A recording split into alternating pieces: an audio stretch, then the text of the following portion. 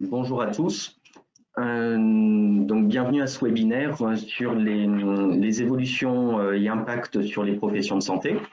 Je me présente rapidement, donc François Foulon de CER France, conseiller en gestion d'entreprise et plus spécialement spécialisé auprès des professions libérales et en particulier dans l'accompagnement des professions de santé. Je vous propose donc pour ce webinaire de découper les 20 minutes en 3 temps. Un premier temps sur tout ce qui concerne les évolutions liées au mode d'exercice des professionnels de santé. Un deuxième temps plus orienté sur les évolutions liées au mode de perception des honoraires des professionnels de santé. Et un troisième temps donc sur les évolutions technologiques impactant les différentes professions de santé. Tout d'abord, donc ces 3 temps, évolution liée au mode d'exercice, évolution liée aux modalités de perception des honoraires et évolution technologique. Tout d'abord, concernant l'évolution des professionnels de santé sur les modalités d'exercice de leur profession, on constate une tendance forte aujourd'hui, qui est en place depuis déjà quelques années, à la création de maisons de santé pluriprofessionnelles. Ces maisons de santé pluriprofessionnelles donc, sont aujourd'hui en France au nombre de 1900 à peu près, et on dénombre à peu près 400 projets de création de maisons de santé à venir dans les 6 mois, 1 an qui s'annoncent. Donc, ce sont des données qui sont au 30 juin 2021, donc relativement récentes. Le cadre juridique de ces maisons de santé, on a une structure qui s'appelle la SISA, la Société interprofessionnelle de soins ambulatoires, qui est la structure permettant l'exercice de pluriprofessionnels et collectifs. Ces structures ont été créées donc en 2007 pour répondre aux besoins de travailler ensemble pour les professionnels de santé et de travailler ensemble notamment sur les problématiques de santé actuelles, pour la prise en charge de maladies chroniques, pour la prise en charge du vieillissement de la population ou de maladies telles que l'obésité, le diabète, et avec une idée de coordonner l'ensemble des professions de santé sur l'accompagnement et le soin des patients. Ces maisons de santé ont mis un certain temps à se développer, à se déployer sur les différents territoires français. Aujourd'hui, c'est une tendance de création de nombreuses maisons de santé sur l'ensemble des territoires et plus particulièrement sur les territoires ruraux. On dénombre un petit peu moins proportionnellement de maisons de santé sur les territoires urbains par rapport aux territoires ruraux. Dans ce cadre-là, dans le cadre des CISA, la CISA en fait va conclure un CPOM, c'est-à-dire un contrat pluriannuel d'objectifs et de moyens avec l'ARS, l'Agence régionale de santé.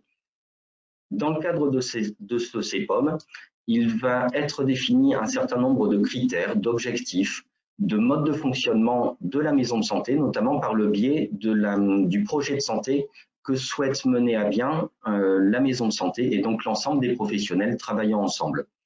La CISA est la seule structure habilitée à aujourd'hui à pouvoir percevoir les ACI, c'est-à-dire les accords conventionnels interprofessionnels.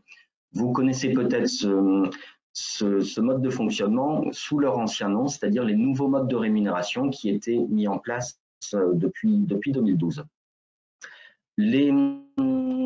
Donc, l'exercice regroupé des professionnels de santé est une réelle évolution dans le mode de fonctionnement de l'exercice des métiers des professionnels de santé, puisqu'on est vraiment amené à travailler de plus en plus en équipe entre professionnels de santé et sur des équipes pluridisciplinaires, entre médecins, avec des infirmiers, avec des paramédicaux, qu'ils soient orthophonistes, orthoptistes, dentistes, pédicure podologue ou autre. Dans la CISA, on doit obligatoirement avoir au minimum 2 médecins généralistes et un auxiliaire médical, peu importe sa profession. C'est un prérequis pour pouvoir créer une CISA. Donc, je l'évoquais tout à l'heure, les ACI, c'est-à-dire les accords conventionnels interprofessionnels, favorisent le travail en équipe, le travail pluriprofessionnel. Ces ACI sont axés autour de 3 axes. Le premier, c'est l'accès aux soins, c'est-à-dire des critères comme l'amplitude horaire d'ouverture de la maison de santé, Le deuxième critère va concerner l'utilisation d'un système d'information partagé pour pouvoir assurer toujours une bonne coordination des professionnels entre eux, évidemment dans le but de l'amélioration des soins des patients. Et on a un troisième critère qui concerne la qualité et la coordination des soins, où là on est pleinement dans ce travail en équipe. Et cela va concerner des actions qui vont être menées par différents professionnels de santé dans différentes professions, telles que des actions d'éducation thérapeutique des patients, de l'animation de la coordination interprofessionnelle au sein de la maison de santé, l'utilisation du système d'information, également des rémunérations qui vont être liées à la mise en place de protocoles de soins pour le suivi et la prise en charge des patients. Et bien évidemment, toute cette organisation nécessite des réunions régulières entre professionnels de santé pour notamment évoquer la concertation, pour qu'ils puissent se concerter plutôt autour de cas de patients, pour avoir une stratégie commune de prise en charge et de coordination dans la mise en œuvre du soin et de l'accompagnement des patients. Donc, ces rémunérations sont variables, hein. On a des montants d'ACI qui vont varier selon la taille de la maison de santé, selon le nombre de praticiens, de professionnels exerçant au sein de la maison de santé, selon le type de profession également, et notamment le nombre de paramédicaux ou d'auxiliaires médicaux intervenant au sein de la maison de santé. Cela va dépendre également du nombre de patients référencés avec les médecins traitants exerçant au sein de la maison de santé et bien sûr des projets et des différentes actions menées par les professionnels de santé dans le cadre du projet de santé qui a été validé par l'ARS. On peut remarquer aujourd'hui dans les différentes maisons de santé que l'on peut accompagner des montants d'ACI qui vont varier par exemple entre 30 et 90 000 euros tous les ans, en fonction de l'atteinte des différents critères. Donc, on a cette réelle évolution avec ce travail en équipe et notamment pour coordonner l'ensemble de ces professionnels de santé, on va retrouver une fonction nouvelle dans les maisons de santé notamment, la fonction de coordonnateur. Le coordonnateur, lui, va avoir un rôle central au niveau de la maison de santé puisqu'il va être garant de la bonne coordination de l'équipe de soins, de l'équipe pluriprofessionnelle pour accompagner les patients et toujours dans une logique évidemment d'amélioration des soins et de la prise en charge des patients. Le coordonnateur a également un rôle de représentation de la maison de santé en externe, notamment auprès des instances professionnels, auprès des facultés éventuellement, auprès des fédérations de maisons de santé. C'est généralement le coordonnateur qui va intervenir pour représenter la maison de santé. Les ACI vont être perçus donc par la CISA, par la structure qui va regrouper l'ensemble de ces professions de santé.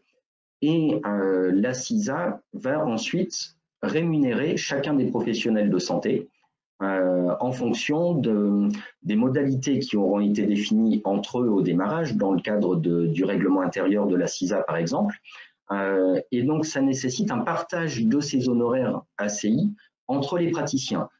Évidemment, chacun des professionnels de santé exerçant au sein de la maison de santé reste maître de ses actes médicaux et va continuer à encaisser l'intégralité de ses honoraires liés à ses propres actes. Par contre, sur ces rémunérations qui sont collectives, on a bien un partage de ces rémunérations et de ces honoraires entre les différents intervenants.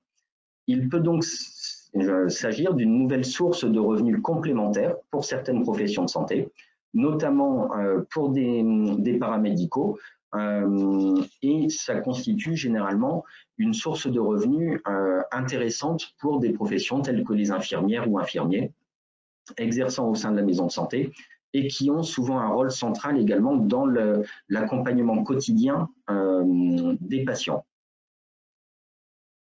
Compte tenu de ce travail en équipe et de cette évolution forte au niveau des structures pluriprofessionnelles, on a un élément central, c'est la gestion des relations interprofessionnelles et interpersonnelles, puisqu'il faut rester vigilant sur la bonne entente entre l'ensemble des intervenants, l'ensemble des professionnels de santé, intervenant et exerçant au sein de la maison de santé. Puisque le travail en équipe peut parfois être source de conflits, il convient donc d'essayer de désamorcer ces conflits au plus vite avant de se retrouver dans certaines impasses, par exemple. Donc, sur cette première partie, on a vu effectivement une forte évolution dans le cadre du mode de fonctionnement des professionnels de santé, puisqu'ils travaillaient de manière généralement très isolée dans leur cabinet, éventuellement regroupés à 2, 3, 4 professionnels de santé. Aujourd'hui, dans les maisons de santé, on retrouve parfois jusqu'à 25, 30, 35 professionnels de santé intervenant soit à temps plein, soit en termes de vacation au sein de ces maisons de santé, de ces nouvelles structures. Deuxième type d'évolution impactant les professionnels de santé, il s'agit là d'évolution dans le mode de fonctionnement des professionnels de santé, notamment grâce à certains outils qui sont apparus ces dernières années, qui ont été fortement sollicités dans le cadre de la crise sanitaire que l'on a pu vivre depuis 18-24 mois. Je pense notamment à la gestion des agendas en ligne avec des outils tels que Doctolib, CalDoc, AlloDocteur ou tout autre outil permettant de prendre des rendez-vous médicaux pour les patients directement en ligne. Évidemment, tous les professionnels de santé ne sont pas forcément partants et ne sont pas forcément adhérents à ces plateformes, à ces différentes plateformes. Ils peuvent bien évidemment continuer à gérer leurs agendas directement et leur prise de rendez-vous. Mais l'avantage de ces différents outils de gestion d'agenda en ligne réside notamment dans le fait d'améliorer la visibilité et la notoriété pour certains professionnels de santé qui viennent de s'installer et donc ces outils peuvent également leur permettre d'améliorer leur niveau de patientèle et leur niveau d'honoraires et donc de rémunération. C'est généralement un outil qui est vécu de manière très positive par les professionnels de santé qui souhaitent obtenir justement de nouveaux patients. Par contre, un des travers de ce mode de fonctionnement, c'est que les professionnels de santé constatent beaucoup d'annulations de rendez-vous ou de patients qui ne se présentent pas forcément au rendez-vous sans même prendre la peine d'annuler. Donc là, il s'agit quand même d'une problématique assez courante pour les professionnels de santé qui sont sur ces plateformes. Un des autres éléments impactants dans le mode de fonctionnement des professionnels de santé, il s'agit notamment de se décharger d'une certaine lourdeur administrative qui peut générer du gain de temps pour se concentrer davantage sur le soin et l'accompagnement des patients, évidemment, et également qui peut générer un gain financier pour le professionnel de santé. Je vais prendre un exemple d'un infirmier qui évoquait avec moi dernièrement le fait qu'il s'est déchargé effectivement de toute sa partie administrative et de toute sa facturation sur le secrétariat. C'est un infirmier qui exerce en maison de santé. Les secrétaires en place dans la maison de santé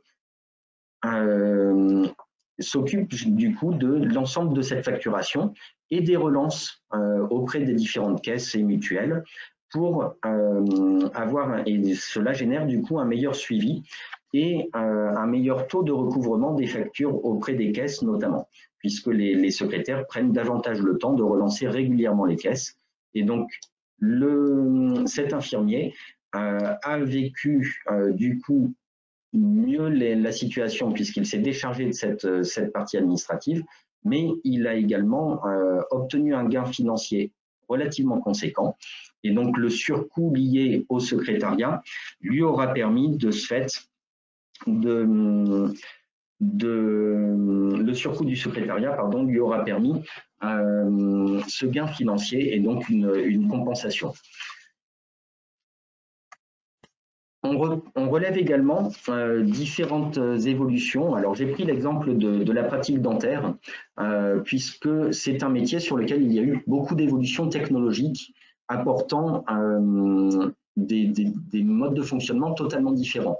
Aujourd'hui, des dentistes ont la possibilité de scanner et de fabriquer directement les prothèses au sein de leur cabinet, moyennant un investissement relativement conséquent, mais qui leur permet évidemment de limiter leurs frais de prothésiste et qui permet également d'aller beaucoup plus vite dans le soin du patient et dans la pose de cette prothèse.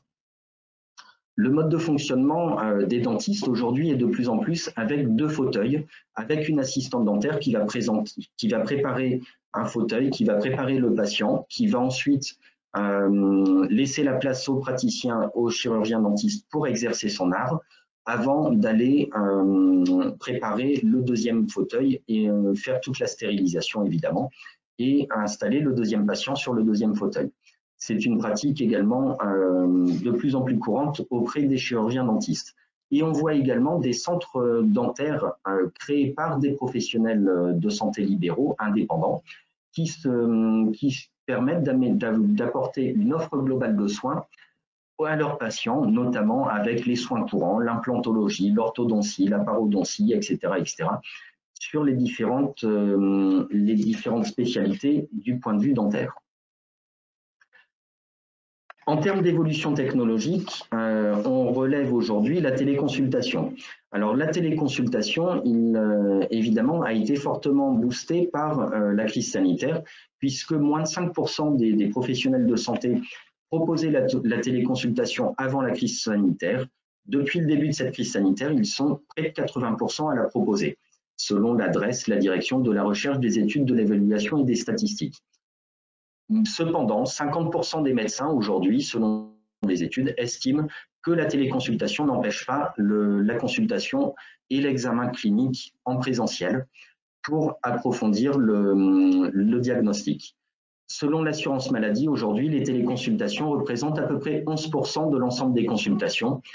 C'était 1% avant la crise sanitaire. Donc, on voit quand même une tendance de fond se mettre en place à ce niveau-là, et notamment par le biais de cabines de téléconsultation qui se mettent en place, que ce soit au niveau de, parfois dans des maisons de santé, parfois dans des pharmacies ou dans des centres de soins, dans des EHPAD, dans des pharmacies. Donc, ce sont des cabines de téléconsultation qui intègrent l'ensemble du matériel nécessaire à la prise des constantes des patients, notamment un thermomètre, tensiomètre, stéthoscope, une balance, un spiromètre, etc., ce qui permet de mener un diagnostic relativement complet pour les patients, et cela permet notamment d'améliorer la qualité des soins et la qualité des téléconsultations, puisque là, on a vraiment l'ensemble du matériel nécessaire pour mener le diagnostic.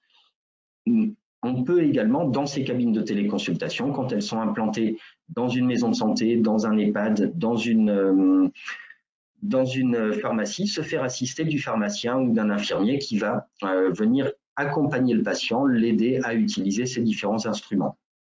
Ces cabines permettront peut-être un développement ou un maintien à minima du nombre de téléconsultations tel qu'on peut le voir aujourd'hui en France. Et des maisons de santé aujourd'hui intègrent et prévoient pas forcément des cabines de téléconsultation, mais au minimum une pièce permettant de proposer à leurs patients des téléconsultations. Ça leur permet tout simplement de diversifier l'offre de soins par le biais de médecins spécialistes qui vont être partenaires et qui pourront mener des consultations à distance. Donc, on a vu ces 3 évolutions marquantes au niveau des professionnels de santé. Une des questions, c'est quelles sont les tendances pour demain? Les professionnels de santé vont-ils avoir... les professionnels de santé d'aujourd'hui n'exercent plus leur activité comme ceux d'hier. Une des questions qui peut se poser par rapport à ça, c'est est-ce que l'on va vers une consommation des services de santé comme un service comme un autre?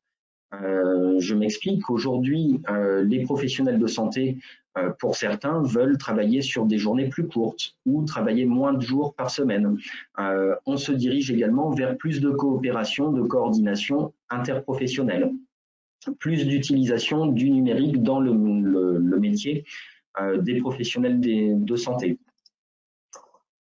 Une deuxième question qui peut se poser, qui est liée également, c'est comment va évoluer la téléconsultation. Alors évidemment, on n'a pas le recul à aujourd'hui nécessaire pour pouvoir être affirmatif sur cette question, mais on constate quand même, par le biais des statistiques que j'ai pu vous présenter juste avant, une tendance au développement et au déploiement de ces téléconsultations, notamment dans les territoires sous-dotés en termes de professionnels de santé.